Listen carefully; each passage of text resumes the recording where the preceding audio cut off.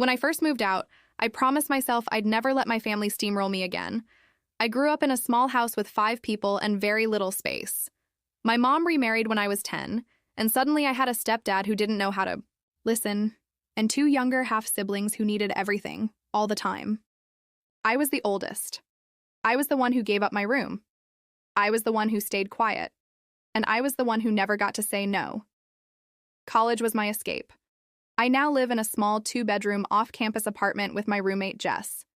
She's calm, easygoing, and honestly kind of the older sister I never had.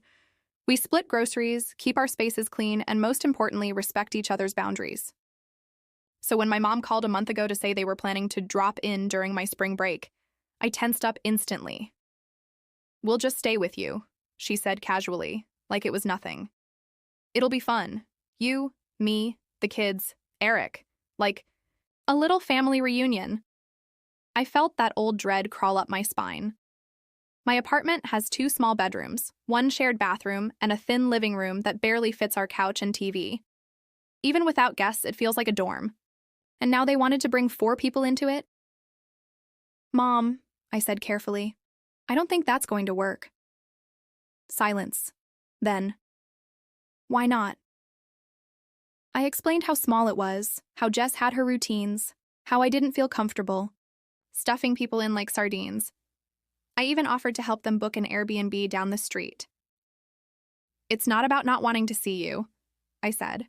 "I just don't want to feel like a guest in my own home." My mom didn't take it well.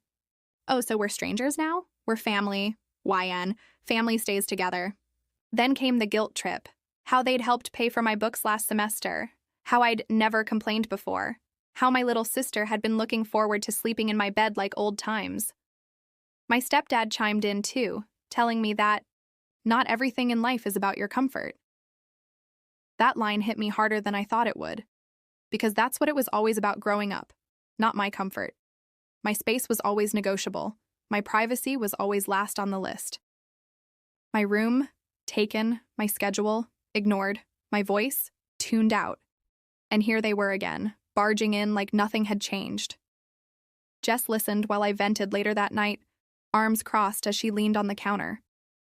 "You know you're allowed to say no," she said. I nodded. "It just doesn't feel like I am." "Then maybe this is when you start." The next morning, I called my mom back. I kept it calm, respectful, but firm.